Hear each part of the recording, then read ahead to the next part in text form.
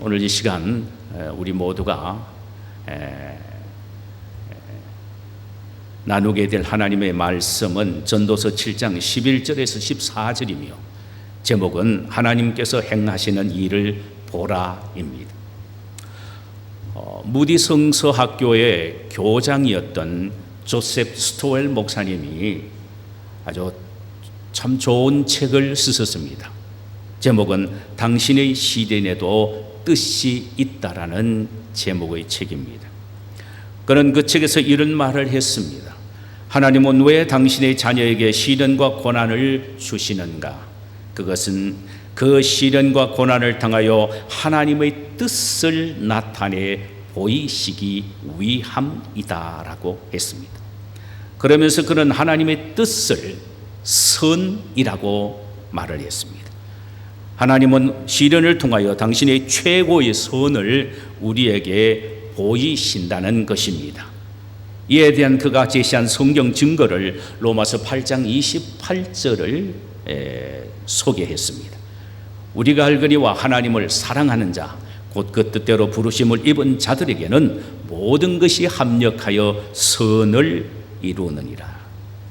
지금은 죽는 것 같은 고통스러운 일이 앞에 놓여 있으나 하나님의 자녀이기에 결국은 선하게 결론 지어진다는 말씀입니다. 오늘 본문 14절은 인생의 곤고와 시련 등 곧 인간고에 대한 문제를 다루고 있습니다.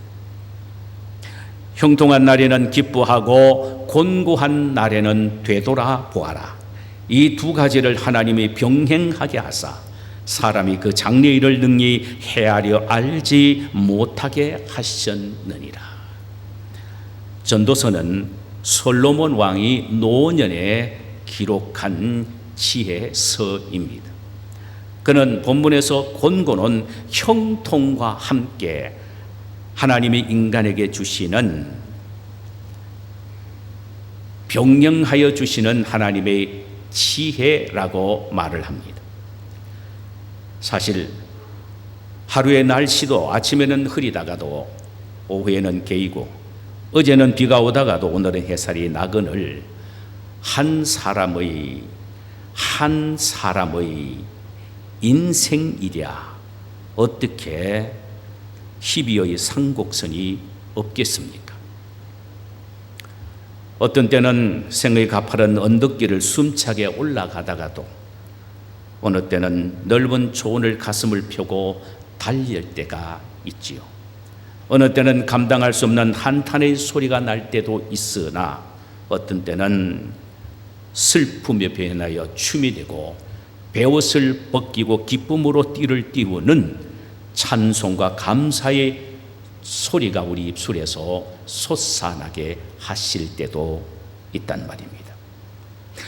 우리가 오해하지 말아야 될 것이 있습니다. 그것은 하나님의 자녀는 형통만 있고 곤고는 없는 것으로 착각하지 말라는 것입니다. 비록 하나님의 자녀라고 해도 곤고는 형통과 함께 병행하게 해주시는 하나님의 뜻이라는 사실입니다. 이것은 하나님의 의도이기에 누구도 막을 수가 없다는 것입니다. 이 사실을 오늘 본문 13절에서 이렇게 말씀하고 있습니다. 하나님께서 행하신 일을 보라. 하나님께서 굽게 하신 것을 누가 능히 곧게 하겠느냐. 인생의 굽은 길을 하나님이 주셨기에 그 누구도 곧게 할 수 없다는 것입니다. 곧게 하신 곤고도, 굽게 하신 곤고도, 곧게 하신 형통도 하나님이 주신 그분의 주권에 속한 것이기에 이해가 안 되어도 받아들이고 인내해야 한다는 것입니다. 이것이 바로 지혜라는 것입니다. 그러므로 나만이 이런 불행스러운 고난을 당한다는 극단적인 생각은 하지 말아야 합니다. 크고 작은 차이는 있을지언정 사람에게는 누구나 다 제 나름대로의 인생의 곤고를 겪고 있습니다. 그래서 베드로 사전은 베드로전서 5장 9절에서 이렇게 이야기했습니다. 이는 세상에 있는 너희 형제들도 동일한 고난을 당하는 줄을 알아라. 자, 그러면은 모든 사람에게 똑같이 주시는 인생의 권고를 어떻게 우리가 대처해야 합니까? 권고의 날에 하지 말아야 하는 소극적인 태도와 적극적으로 해야 하는 태도가 있다라는 것입니다. 하지 말아야 할 소극적인 태도는 두 가지인데, 하나는 낙담하지 말아야 합니다. 사실 많은 사람이 인생의 권고를 만나면 의욕을 상실하고 낙심하게 되고 결국은 좌절과 절망에 이르게 됩니다. 그래서 어떤 경우에는 삶을 포기하고 극단적인 선택을 하는 사람도 있지요. 그러나 하나님의 자녀들은 권고의 날에 낙심하지 말아야 한다는 것입니다. 그 이유에 대해서 잠언서 24장 10절에서 이렇게 말합니다. 내가 만일 환난 날에 낙담하면 내 힘이 미약함을 보임이니라. 중요한 말씀입니다. 우리가 낙담을 하면은, 그래서 낙담스러운 말을 입으로 표현하게 되면은 그 약함을 치고 사탄이 우리 속에 들어와서 우리를 혼란스럽게 만들어 결국은 그 어려운 사건 속에서 우리를 종처럼 끌고 다닌다는 사실입니다. 우리 마음에 있는 모든 것은 하나님만이 아십니다. 하나님만이. 사탄이 아무리 영특하다고 해도 우리 마음에 있는 것은 모릅니다. 여러분, 그걸 아셔야 됩니다. 그래서 우리가 어떤 경우에도 마음에 어떤 절망스러운 상황이 있다 할지라도 마음속에, 그러나 그 사실을 입으로 발설해서는 안 됩니다. 입으로 발설하는 한은 사탄은 네가 말을 들어보니까 너가 지금 그런 상태에 있구나 하면서 치고 들어와서 우리를 종으로 만들어 버린다는 것입니다. 그래서 우리의 미약함을 보이는 것은 우리의 낙담을 밖으로 표현할 때입니다. 그래서 잠언서에서는 내가 만일 환난 날에 낙담하면 내 힘이 미약함을 보이리라. 사탄의 종이 된다는 것입니다. 그러므로 그리스도인들은 낙담할 순간에도 찬송을 불러야 되고 할렐루야를 불러야 될 이유가 거기에 있습니다. 또 하나 공고의 날에 하지 말아야 할 소극적인 태도는 원망과 불평을 하지 말아야 합니다. 보통 사람은 인생의 공고를 만나면 환경을 원망하고 부모를 탓하고 주위의 사람들을 향하여 덜덜 볶으면서 원망하고 불평하기도 하지요. 이스라엘 백성들이 광야 40년은 원망과 불평으로 얼룩진 역사였습니다. 물이 없다고 하나님을 원망했고 모세에게 불평했습니다. 고기만 주고 마늘과 후추를 주지 않는다고 또한 원망 불평했습니다. 가나안 정탐꾼의 보고를 듣고서는 그들의 원망과 불평은 극치에 달하게 됩니다. 자신들 가운데 두령을 세워 다시 애굽으로 돌아가겠다는 것이었습니다. 권고한 날에 무엇보다도 중요한 것은 원망과 불평 대신 인내하는 것입니다.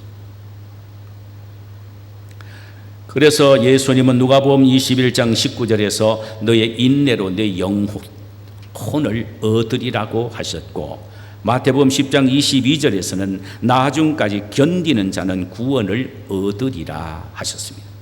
오늘 8절에서는 일의 끝이 시작보다 낫고, 일의 끝이 시작보다 낫고 참는 마음이 교만한 마음보다 나으니라고 했습니다. 권고한 날에는 원망과 불평을 하지 말고 대신에 하나님의 허락하심으로 받아들이고 참고 인내하라는 것입니다. 그래야 영적으로 얻을 것이 있다라는 것입니다. 유익스러운 것을 얻게 된다는 말입니다. 그 다음에 권고한 날에 적극적으로 행해야 할 태도가 있습니다. 소극적으로 하지 말아야 될 두 가지로 말씀드리고, 이제는 해야 할 적극적인 태도를 오늘 본문에는 뭐라고 말하느냐면은 되돌아보아라 라고 말합니다. 공고한 날에는 되돌아보아라. 옛날 성경에는 생각하라 이렇게 번역이 되어 있습니다. 히브리 말로 라아입니다. 이 말은 생각해보다, 관찰해보다, 성찰해보다, 살펴보다, 기억해보다라는 등등의 의미를 갖고 있습니다. 이 의미들을 종합해 볼 때에 이 되돌아보다라는 말은 두 가지의 의미를 가지고 있다고 생각됩니다. 하나는 곤고의 원인에 대해서 깊이 한번 생각해 보라는 것입니다. 원인이 없는 결과는 주어지지 않습니다. 분명히 곤고의 원인이 있으면은 곤고라는 결과가 있게 되면은 그 곤고를 초래케 한 원인이 있다는 것입니다. 그것을 생각해 보라는 것입니다. 도대체 지금 내가 당하는 곤고가 어디에서 무엇 때문에 왔는지를 깊이 각성해 보라는 것입니다. 다윗은 곤고의 날에 늘 그 원인을 아주 습관적으로 생각했던 사람이었습니다. 시편 107편 10절에서 14절을 보면은 다윗은 이런 말을 합니다. 사람이 흑암과 사망의 그늘에 앉으며 곤고와 쇠사슬에 매임은 하나님의 말씀을 거역하며 지존자의 뜻을 멸시함이라. 그는 곤고를 당할 때마다 원인이 어디서부터 왔는가를 생각하며 추적했는데 그 추적해 보니까 하나님의 말씀을 거역하고 그분의 뜻을 멸시했기 때문이라는 사실을 발견하게 됩니다. 그 사실을 알고 그는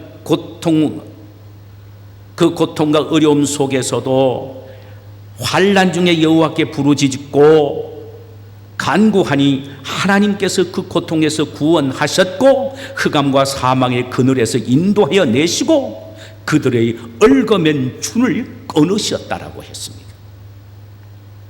다윗은 자신이 쇠사슬에 매이는 곤고의 원인은 말씀드렸습니다마는 하나님의 말씀을 거역하고 지존자의 뜻을 멸시했기 때문이라는 것입니다. 그러므로 회개하고 돌이키고 그 뜻을 다시 준행하기로 결단하게 되는 순간 하나님은 그 고통의 쇠사슬을 끊어 자유케 하셨다고 했습니다. 되돌아보다라는 또 하나의 의미는 곤고를 주신 목적이 무엇인지를 깊이 관찰하고 기억해 보라는 것입니다. 곤고가 목적일 때는, 결과일 때는 원인이 있고 그것은 곧 하나님의 말씀을 거역하고 뜻을 따르지 않는 원인 때문이고, 그렇다면 그 곤고가 가져다 줄 결과가 무엇이냐 하는 것입니다. 곤고가 우리에게 가져다 줄 결과가 무엇이냐, 다시 말하면 곤고가 우리에게 주신 목적이 뭐냐 이 말입니다. 그렇게 말할 수도 있습니다. 하나님이 우리에게 주신 고통은 그 어떤 것도 의미가 없는 것이 없습니다. 반드시 긍정적인 목적이 있으시다는 것입니다. 그럼 그 곤고의 목적이 무엇인가? 하나님 곤고를 통하여 우리에게 무엇을 주시기를 원하시는가? 이걸 찾아라는 것입니다. 중요한 부분입니다. 하나님이 우리에게 주시는 곤고는 어느 하나도 쓸데없는 것 없고 우리에게 유익되지 못한 것이 없습니다. 분명히 있다는 것입니다. 그 곤고의 목적을 발견하라는 것입니다. 성경을 보면 세 가지로 발견하게 됩니다. 하나는 우리를 순종의 사람으로 만들어 복을 주시는 데 있습니다. 신명기서 4장 39절에 보니까 그런즉 너는 오늘 위로 하늘에나 아래로 땅에 오직 여호와는 하나님이시오 다른 신이 없는 줄을 알아 명심하고 오늘 내가 네게 명하는 여호와의 규례와 명령을 지키라. 너와 네 후손이 복을 받아 내 하나님 여호와께서 내게 주시는 땅에서 한없이 오래 살리라. 하나님은 당신의 백성들이 하나님의 말씀을 순종하고 뜻을 따름으로 복받고 살기를 원하십니다.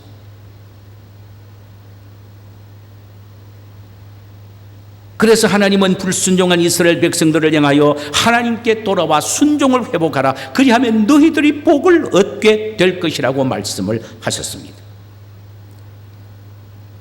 이 사실을 이사야서 1장 19절에서 이렇게 말합니다. 너희가 즐겨 순종하면 땅의 아름다운 소산을 먹을 것이요 반대로 너희가 거절하여 배반하면 칼에 삼키우리라 했습니다.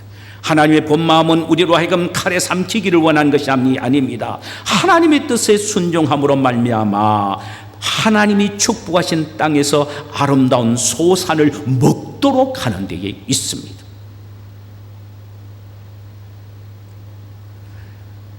요나란 선지자가 있었습니다. 선지자는 원래 하나님의 명령에 목숨을 걸고 순종하는 사람이지요. 어느 날 하나님께서 니느웨로 가서 복음을 전하라는 명령을 내리셨습니다. 그러나 그는 불순종하여 다스스행 배를 타고 도망치기 시작합니다. 하나님은 그를 추적하여 배에 풍랑을 보내 침몰 위기에 놓이게 하셨지요. 선장은 이런 현상은 신이 내리신 진노임을 직감하고 신을 노엽게 한 범인을 찾기 위하여 제비를 뽑게 합니다. 드디어 요나가 뽑힙니다. 요나는 그 풍랑은 자신이 하나님의 말씀에 불순종함으로 초래된 하나님의 진노임을 알고 자신을 바다에 던질 것을 요구했고, 선장은 요나를 바다에 던졌습니다. 그 순간 하나님이 준비하신 큰 물고기가 그를 삼켰고, 요나는 물고기 뱃속에서 3일 동안 혹독한 곤고를 겪게 됩니다. 그는 그곳에서 철저히 회개하여 이제는 하나님께 온전히 돌아오기로 결정하게 됩니다. 요나는 곤고를 통하여 불순종의 사람에서 순종의 사람으로 거듭나게 됩니다. 그의 순종이 얼마나 대단했느냐 하면은 3일 동안 그 넓은 니느웨를 다 다니면서 복음을 전했는데, 그 결과 왕에서부터 짐승에 이르기까지 온 성이 금식하며 회개하는 전무후무한 역사가 일어나게 됩니다. 그 어떤 자도 한 성을 몽땅 회개시키는 요나와 같은 선교의 열매를 맺은 사람은 없습니다. 이것은 하나님이 요나에게 주시는 축복입니다. 하나님은 오늘날 우리에게도 권고를 주신 것은 우리로 하여금 순종을 배워 하나님의 뜻을 따르도록 만들고, 그 순종 속에서 하나님이 예비해 놓으신 축복을 받도록 하시기 위함에 있습니다. 그러므로 우리는 우리에게 권고를 주실 때, 하나님이 순종을 통하여 나에게 복을 주시기 위함이구나 하는 것을 깨달아야 한다는 말씀이죠. 두 번째로 권고는 하나님께 온전히 돌아오게 하시는데 목적이 있습니다. 이스라엘 당시 이스라엘 백성들은 하나님을 떠나 종교적으로 심히 타락했습니다. 하나님은 여러 선지자를 통하여 끊임없이 돌아오라고 말씀하셨습니다마는 그들은 더욱 하나님을 멀리했습니다. 하나님은 인생 막대기를 통하여 그들에게 권고를 주셨는데, 그 상태에 대하여 이사야서 1장 6절에서 이렇게 기록하고 있습니다. 발바닥에서 머리까지 성한 곳이 없고 상한 것과 터진 것과 새로 맞은 흔적 뿐이거늘 그것을 짜며 사매며 기름으로 부드럽게 함을 받지 못하였도다. 하나님을 온전히 따르지 않고 하나님께 온전히 돌아오지 않고 기우뚱하며 우상을 섬김으로 말미암아 하나님은 그들을 사랑하시기에 인생의 막대기의 권고를 통하여 그들에게 돌아오게 하기 위하여 때리셨는데, 발바닥부터 머리까지 성한 것이 하나도 없도록 만신창이가 되게 되었단 말입니다. 이사야서 1장 18절에는 하나님께서는 이스라엘 백성들에게 피투성이가 되어 있는 이스라엘 백성들에게 호소하다시피 이렇게 말씀하셨어요. 오라, 우리가 서로 변론하자. 너희의 죄가 주홍 같을지라도 눈과 같이 희어질 것이요 진홍같이 붉을지라도 양털같이 희게 하리라. 여기서 하나님이 말씀하시는 핵심은 당신께 돌아오도록 채찍으로 치셨고 피를 흘리게 하셨으므로 돌아오기만 하면 치유하여 다시 회복시켜 주시겠다는 말씀입니다.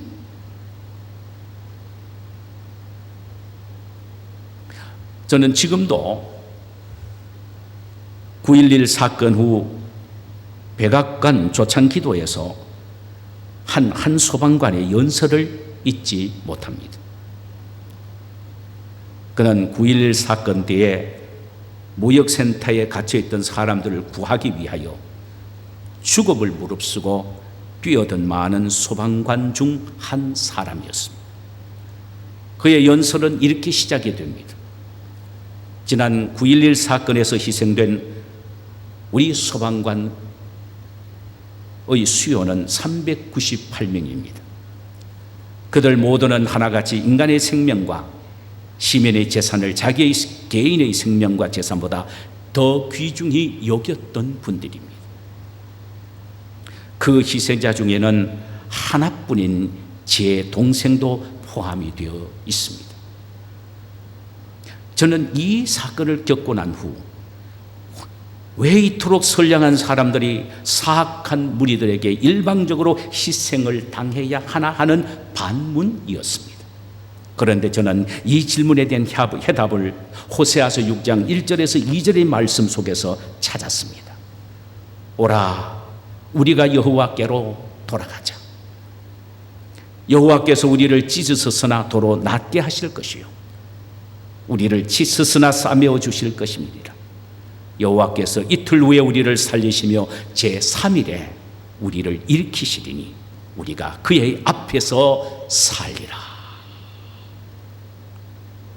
하나님의 뜻은 우리가 하나님께 돌아가는 것입니다.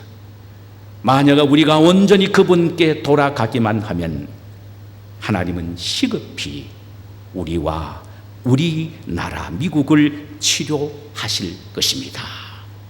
이렇게 못있게 그는 그의 연설을 끝맺었습니다. 우리는 지금 코로나 바이러스라는 희대의 재난 앞에 서 있습니다. 이 재난으로 말미암아 온 인류가 엄청난 곤고를 겪고 있습니다. 이것은 어떤 지역만이 아니라 전 우주적입니다. 세계 초강국인 미국이 지금 가장 큰 피해를 당하고 있죠. 지난 목요일은 하루 확진자 수가 6만 4천 명이 넘는 최대치를 기록했습니다. 언제 또 그것이 깨어질지도 모릅니다.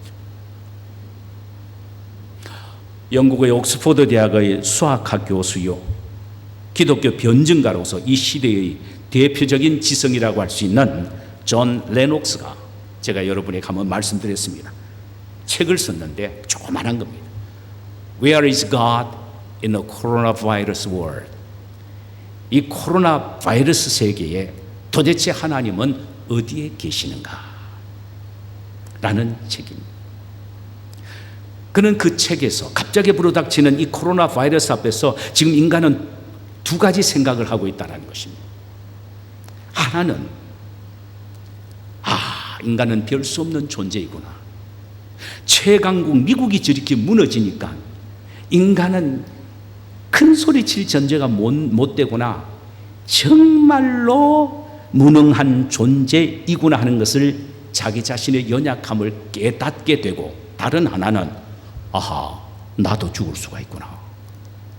생명의 위협에 대한 자기 자신의 각성이라는 것입니다.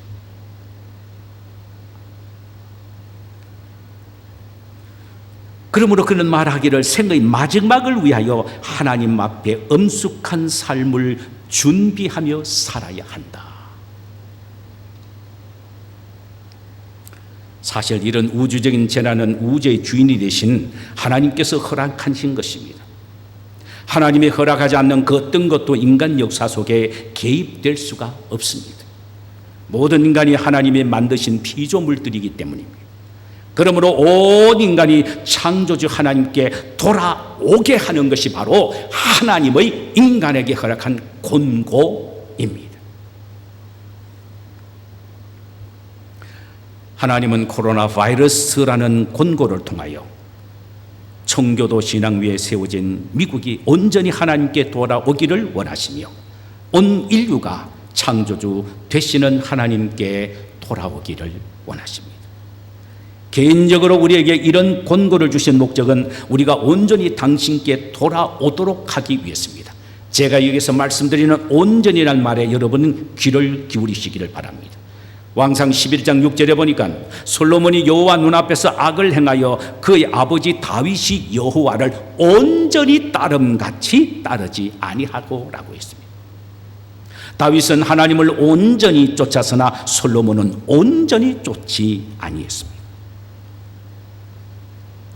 이는 적당히 두 마음을 품은 신앙을 의미하지 않는단 말입니다. 온전이란 말은요, 온전이란 말은 적당히 두 마음을 품는 신앙을 의미하지 않습니다. 용납하지 않습니다. 세상도 즐겁고 교회도 머뭇거리는 경계선 신앙인을 허락하지도 않습니다. 세상도 사랑하고 하나님도 사랑하는 이원론적 신앙을 용납하지 않는 것을 의미합니다. 예수님은 하나님을 온전히 섬기는 것이 무엇인지에 대하여 마가복음 12장 30절에서 이렇게 말씀하셨습니다. 내 마음을 다하고 목숨을 다하고 뜻을 다하고 힘을 다하여 주 너의 하나님을 사랑하라. 얼마나 기가 막힌 말씀인지 모릅니다. 이 말씀의 의미는 너의 마음속에 하나님 사랑으로 꽉 채우라라는 말입니다. 한마디로 표현하면, 딱 한마디로 표현하면 너 마음속에 하나님의 사랑으로 꽉 채워라. 내 속에 하나님의 사랑으로 꽉 채우기 위해서 해야 될 일이 있는데 그것은 뭐냐? 하나님과 늘 만나는 것이라는 겁니다. 그래서 하나님은 우리와 늘 사귀기를 원하십니다. 우리가 늘 하나님께 가까이 가기를 원하십니다. 우리를 당신 곁에서 꽉 붙잡아 놓기를 원하시고, 당신이 뜨거운 가슴으로 우리를 안기를 원하십니다.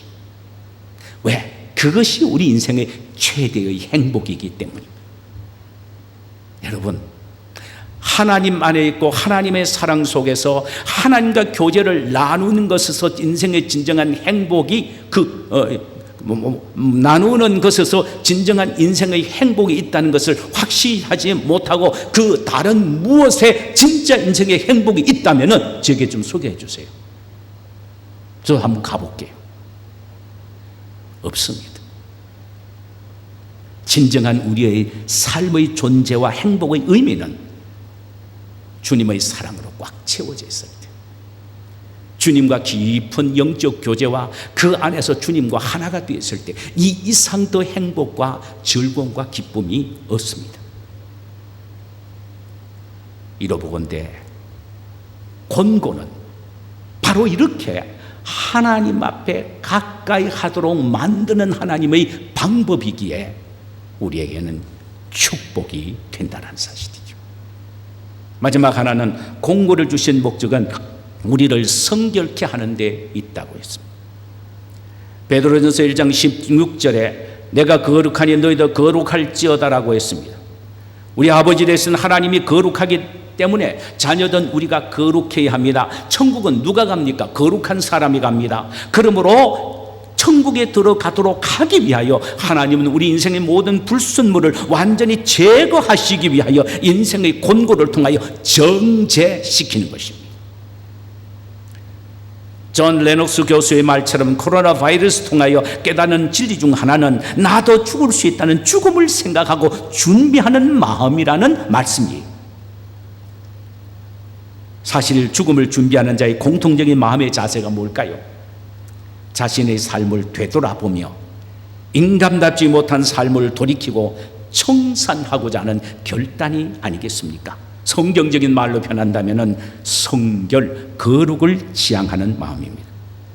하나님은 우리를 천국에 데려가시기 위하여 우리를 거룩해 하시기 위하여 권고를 주신다는 말씀입니다.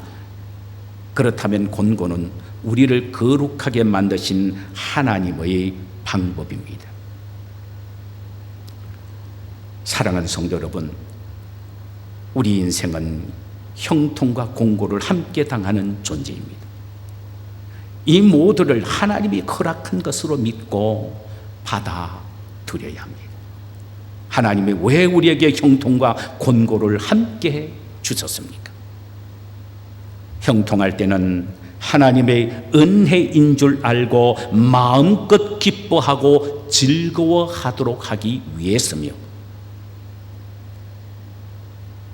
곤고할 때는 그 곤고에 대해서 되돌아보도록 하기 위해서입니다. 그러므로 곤고를 만날 때 이 곤고가 왜 왔는가, 나에게 이루고자 하는 하나님의 목적이 무엇인가를 깊이 성찰해 보아야 합니다.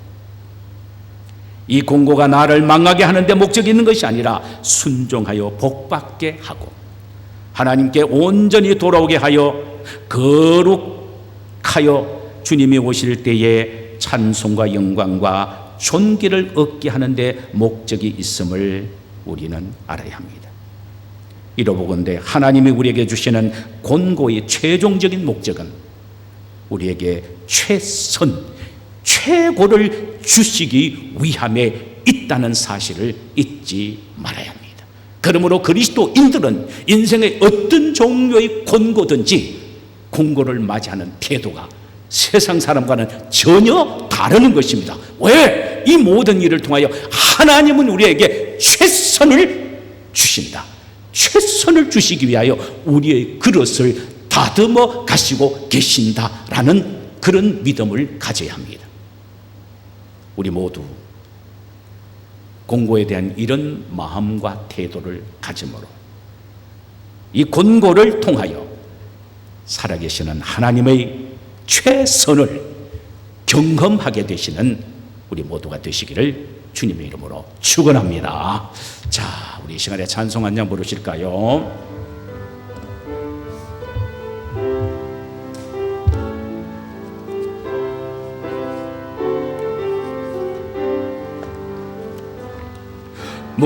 문들어라 머리 들어라 들릴지어다 영원한 문들어라 영광의 왕 들어가시도록 영광의 왕 들어가신다. 문들어 머리 들어라 들릴지어다 영원한 문들어라 영광의 왕 들어가시도록 영광의 왕 들어가신다. 영광의 왕이시뇨 강하고 능하신 주로다.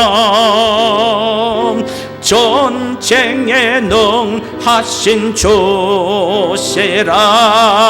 다 찬양 위대하신 왕께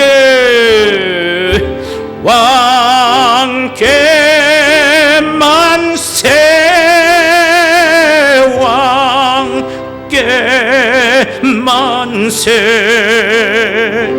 당신은 영광의 왕이라.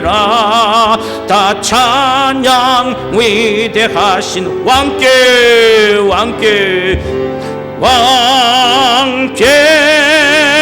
만세 왕께 만세. 당신은 영광의 왕이라. 다 찬양 위대하신 왕께 한번 다시 합시다. 왕께 만세 왕께 만세. 당신은 영광의 왕이라. 다 찬양 위대하신 왕. 우리 함께 눈을 감아